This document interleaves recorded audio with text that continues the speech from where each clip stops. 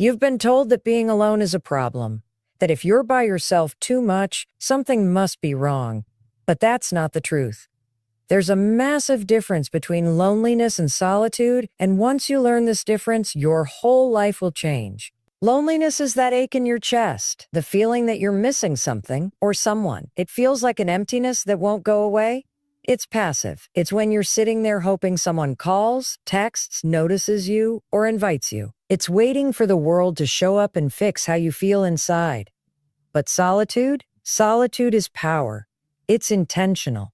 It's when you choose to spend time with yourself, not because you've given up on people, but because you understand that time alone is where real transformation happens. Solitude is the space where you meet yourself, grow yourself, and learn to love yourself.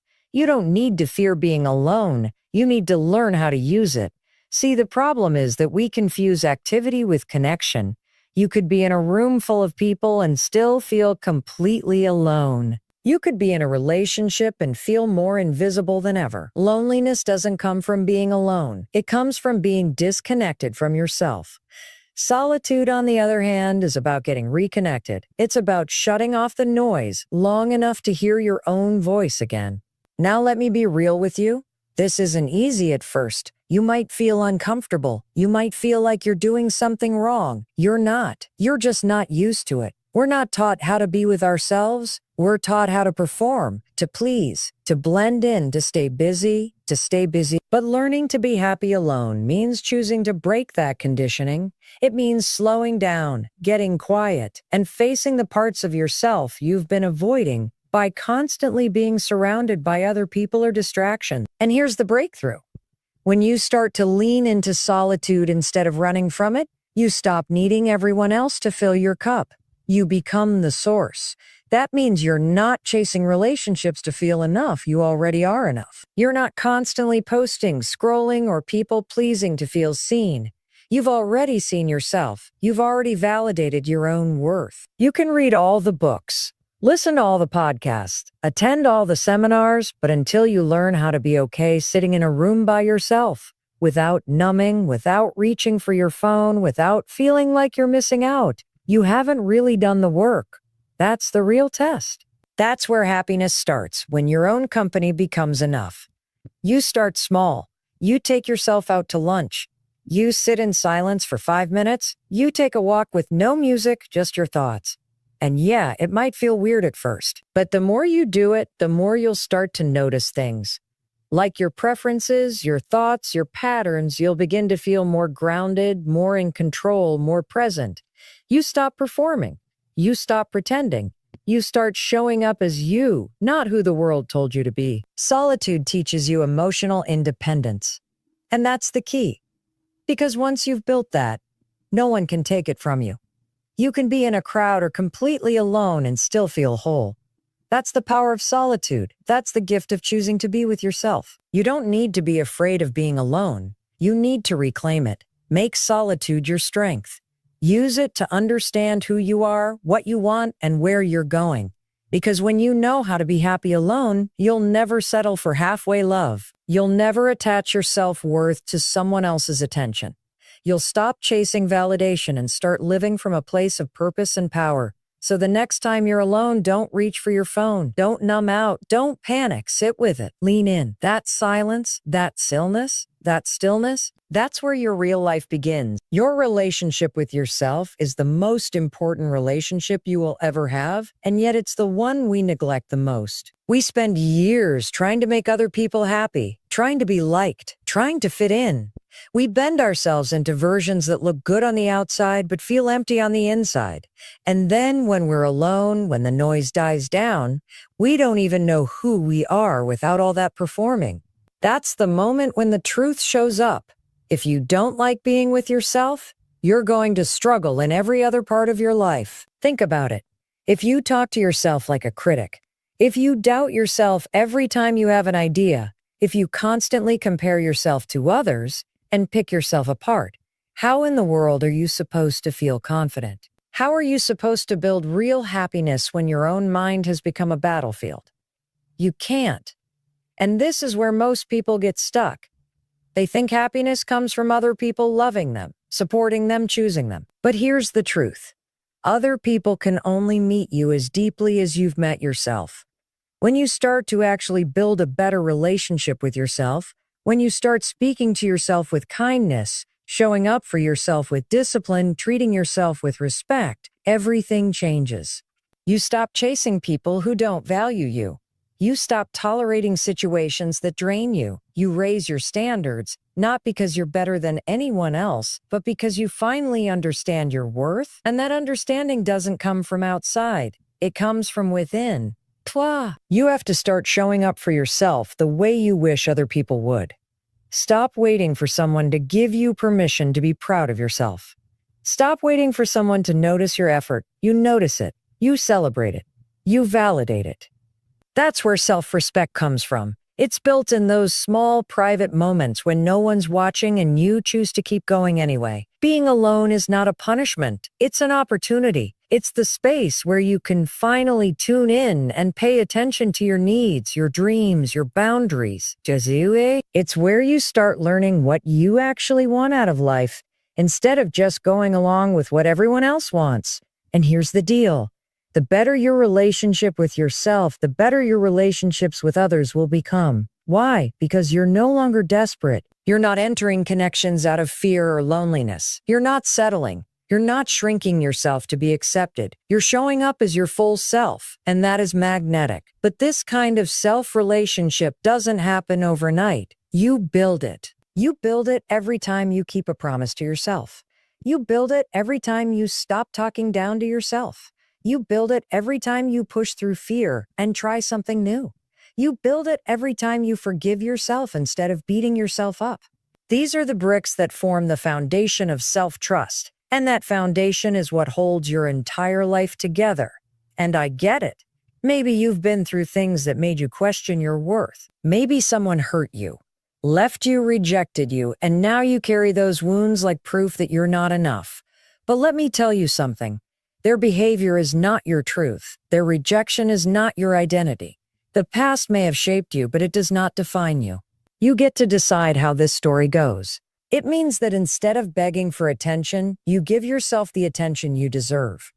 Instead of needing constant reassurance, you start to trust yourself. And when you do that, when you finally learn to love your own company, you become unstoppable. Because now, you're no longer looking for someone to complete you. You are already whole. You're not desperate for connection. You choose it. And that kind of power, that's what real happiness looks like. It's quiet, it's confident, and it always starts with you. Most people don't realize how much of their happiness is tied to other people's opinions. We're trained to look outside ourselves for validation from the time we're kids. Think about it. You got praised when you followed the rules, smiled when people told you to, and performed in ways that made others comfortable. You were taught to care about what others think, to seek approval, to be liked. And without even realizing it, you start living for the applause instead of your own peace. You measure your worth based on someone else's reaction.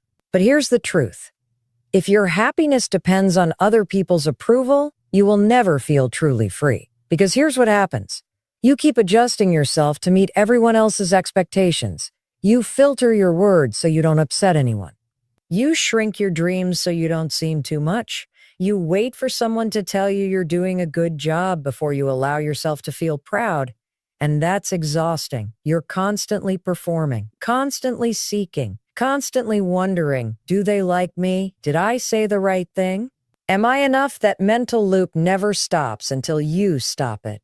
And you stop it by realizing that external validation is temporary and it's addictive. The likes, the compliments, the approval. It feels good in the moment, but it fades fast. And when it's gone, you're left chasing the next fix. It's just like any other dependency. You don't feel steady because your sense of worth is in someone else's hands.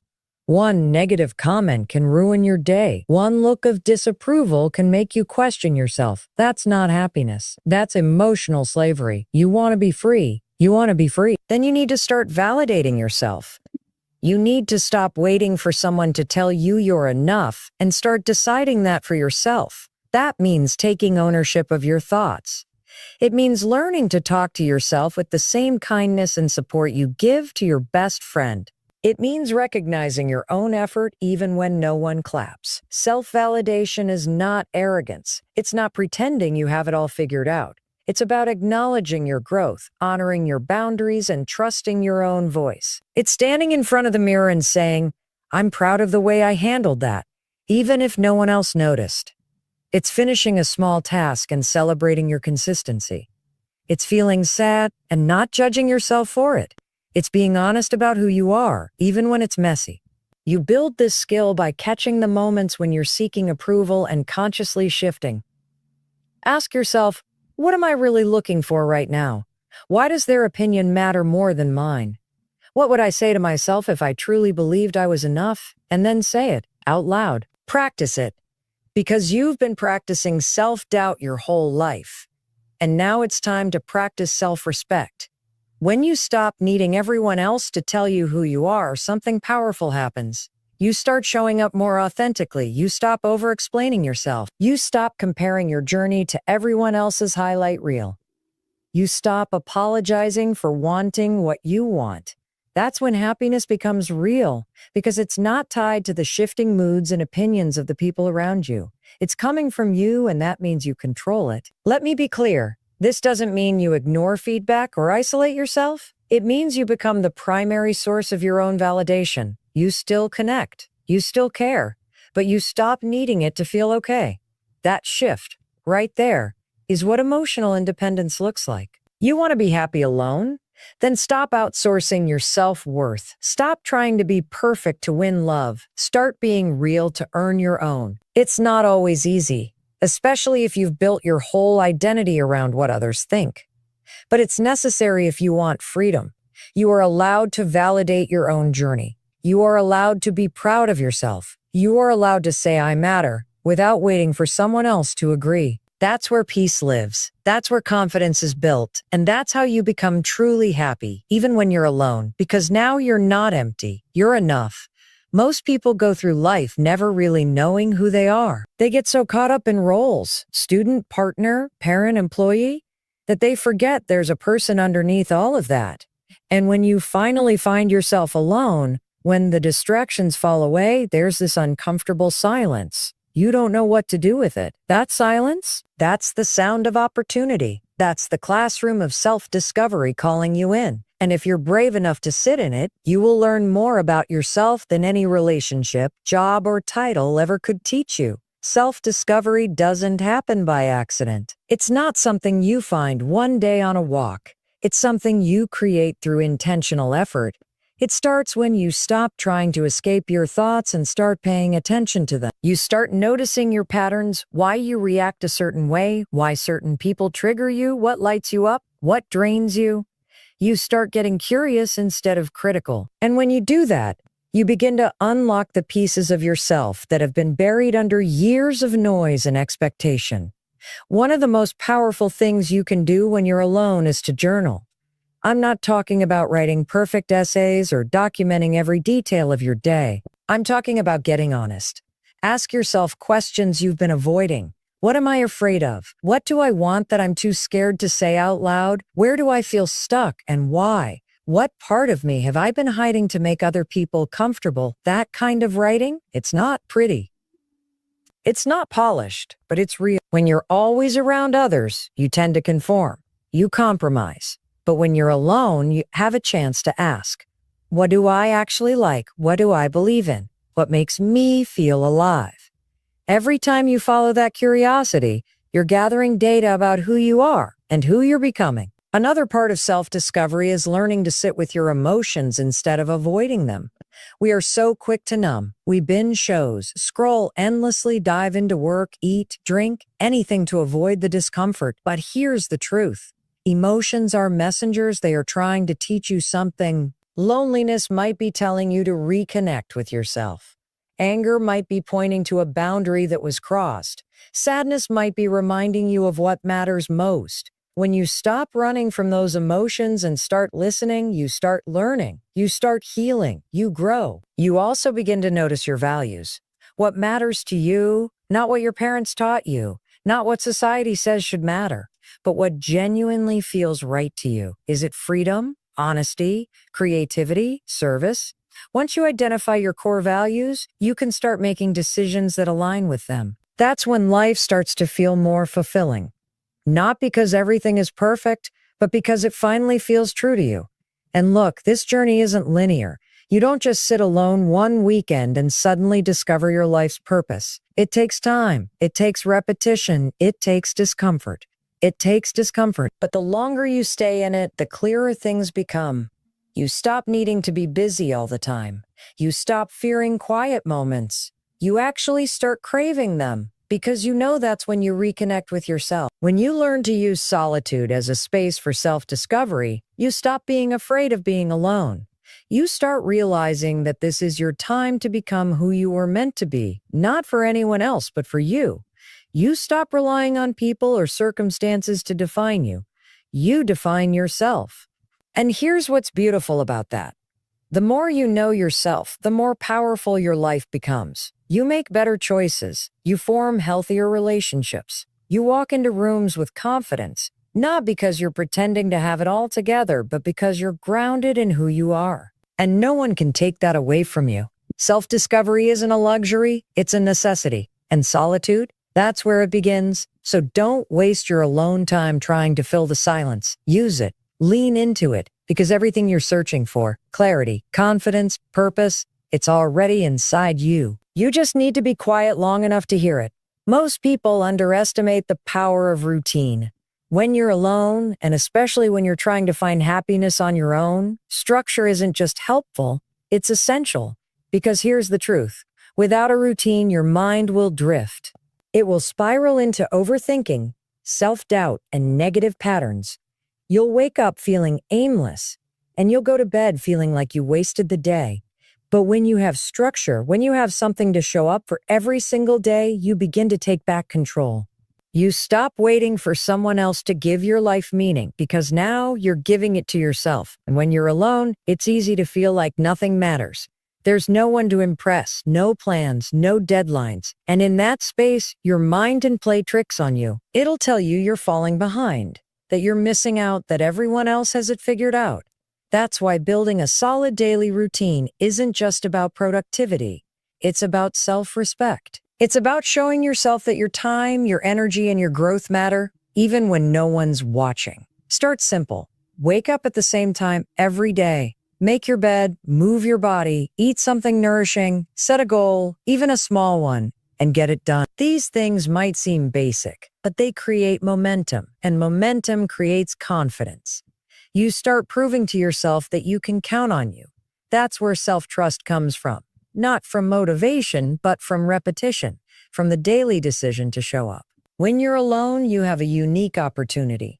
You're not being pulled in 1,000 directions. You're not navigating someone else's schedule. You have the space to choose what matters to you, what habits energize you, what drains you. Use this time to experiment. Try journaling every morning. Read for 30 minutes a day. Take a walk without your phone. Schedule time to work on something that excites you. These aren't just filler activities. They're tools that build resilience, discipline, and clarity. And here's the thing about routine. It doesn't just keep you busy. It gives you purpose. It gives you rhythm. It creates a sense of progress. And progress is what fuels happiness. You don't need to make massive leaps. You just need to stack small wins. Maybe today your win is drinking more water. Maybe it's cleaning your space. Maybe it's not snoozing your alarm. These little victories compound. Over time, they rewire your brain. You start to associate being alone with growth instead of stagnation. You start to feel proud of how you're spending your time instead of ashamed. Let's also talk about how routine builds emotional stability. When life gets chaotic, and it will, a solid routine keeps you grounded. It's your anchor. It's what reminds you that even when things feel uncertain, there are parts of your day you can control. That kind of consistency helps regulate your mood, your energy, and your mindset. You're not just reacting to the day, you're leading it. And when you feel in control, happiness doesn't feel like a distant goal. It feels like something you're actively creating.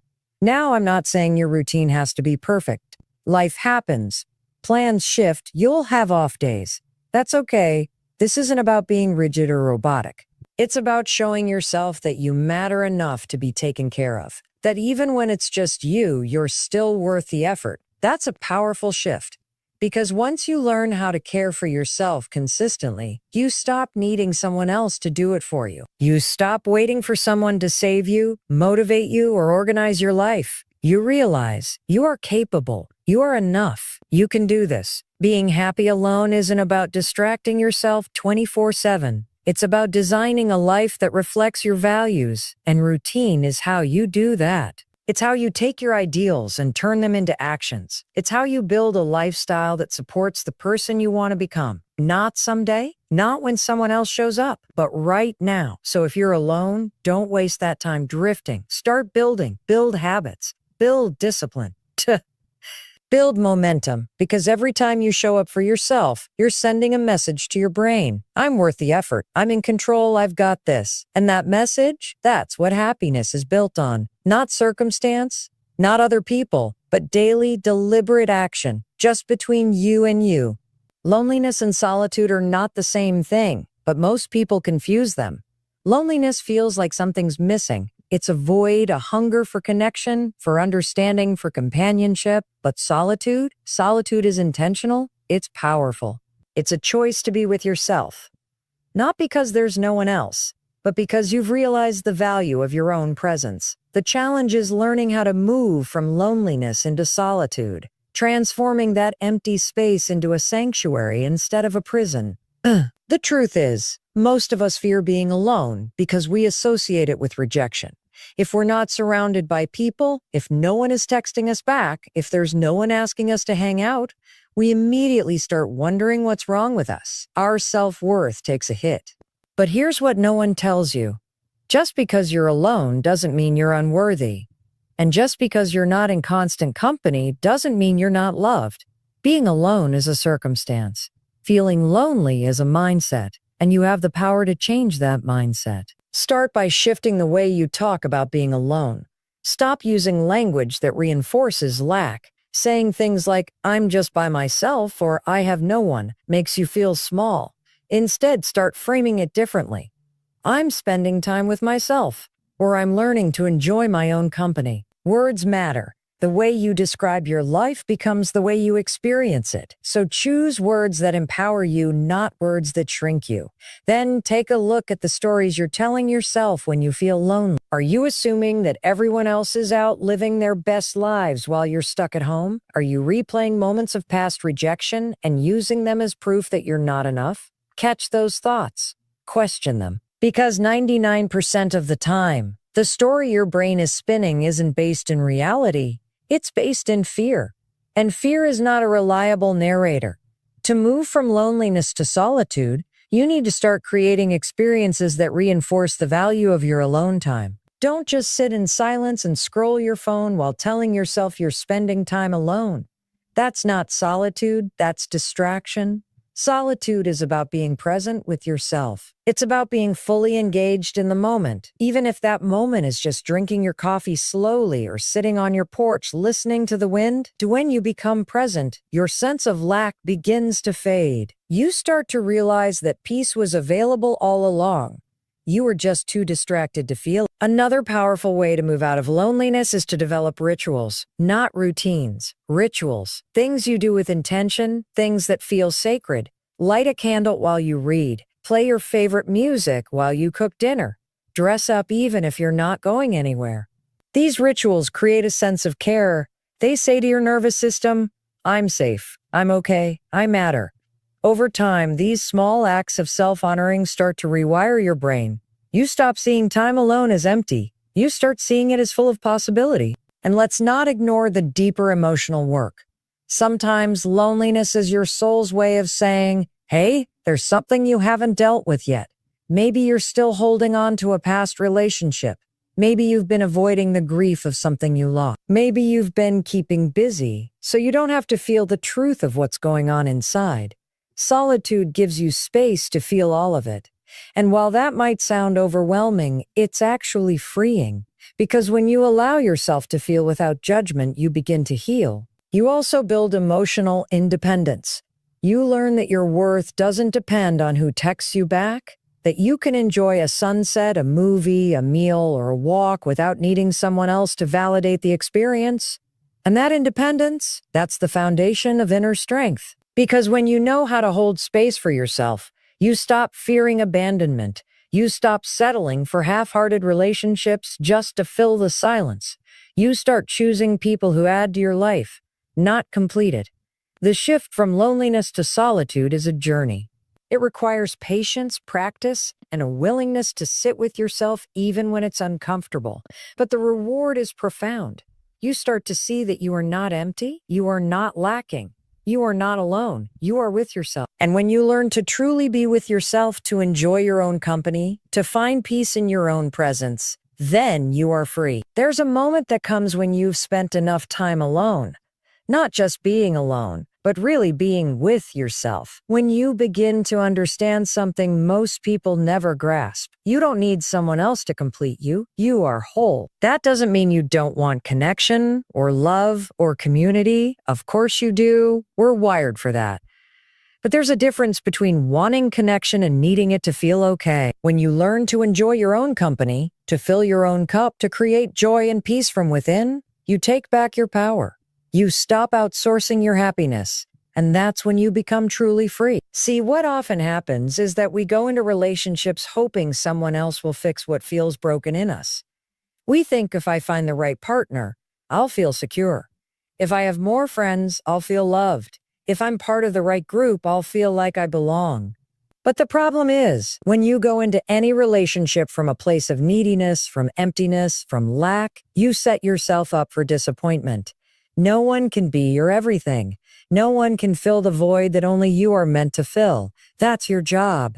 Being happy alone teaches you how to do that. It teaches you how to self-soothe when you're anxious, how to sit with uncomfortable emotions without immediately seeking distraction, how to create fun, excitement, and joy without depending on someone else to bring it to your life. And the more you practice that, the stronger you become.